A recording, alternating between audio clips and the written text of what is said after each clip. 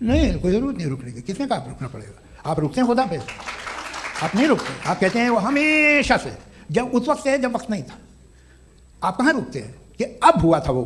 आप नहीं कहते। हम क्यों नहीं मान सकते कि यूनिवर्स जो है और बल्कि मल्टीवर्सेस जो है वो हमेशा से हैं, वो बनती हैं, बिगड़ती हैं। एक हमारे यहाँ एक चीज़ है ब्लैक होल, वो समेट लेता है वापस, फिर ब्लास्ट होता है, फिर फैल जाता है। तो इसमें ये सोचना कि इसकी वजूहात और ये क्यों है, ये डिपेंडेंट है, ये हम देख रहे हैं। जावेद सर, आपसे क्वेश्चन है इन्फिनिट रिग्रेस के ताल्लुक से। एक हाइपोथेटिकल सिनेरियो है, अगर आप शायर इसलिए हैं कि आपके कोई उस्ताद शायर थे और वो इसलिए शायर थे कि उनके कोई उस्ताद शायर थे, और इसी तरीके से हम माजी में पीछे चलते चलते चले जाएं और कहीं ना रुके, तो माफ कीजिएगा आप कभी शायर नहीं हो सकते। लेकिन आप शायर हैं, आपका शायर एग्जिस्ट करता है, इसका मतलब ये है कि आप कहीं ना कहीं रुके हैं। तो मेरा सवाल ये है कि क्या आप इन्फिनिट रिग्रेस ऑफ कॉजेस को लॉजिकल फैलेसी मानते हैं या नहीं मानते? हाँ या ना? मैं इन्हें लॉजिकल फैलेसी नहीं मानता हूँ, लेकिन मेरा प्रॉब्लम यह है कि जब मैं नहीं मानता हूँ तो I will continue with this logic जो फैलेसी नहीं हो।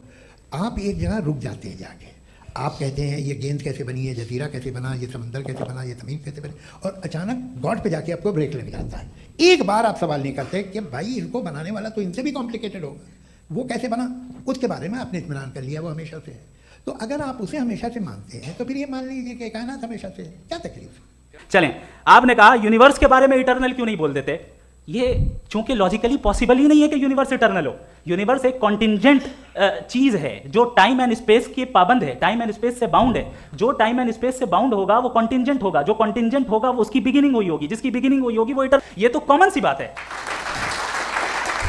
आपने बोला कि गॉड बहुत ही कॉम्प्लेक्स चीज है। मैंने कहा ही नहीं कि कॉम्प्लेक्स है, तो आपके अल्फाज हैं। कॉम्प्लेक्स का लफ्ज गॉड के लिए सुइटेबल नहीं है। क्यों? क्योंकि कॉम्प्लेक्स वो चीजें होती हैं जो ऑब्जेक्ट हो। God is not an object जिसको आप इंस्ट्रूमेंट के जरिए लेबोरेटरी में जाके टेस्ट करें, oh it's very complex. No, वो कोई कार का इंजन नहीं है। वो फिलोसॉफिकली नेसेसरी बीइंग, ऐसी बीइंग है जो सिंपल बीइंग है। हाँ, आप उसको मुकम्मल तौर पे उसकी तमाम हिकमतों को जान ले और हर चीज को जान ले, ये पॉसिबल नहीं है, क्योंकि वो ऑल वाइज है, आप ऑल वाइज नहीं है, और वो खुदा है, वो आपको सारी चीजें बता दे, ये जरूरी नहीं।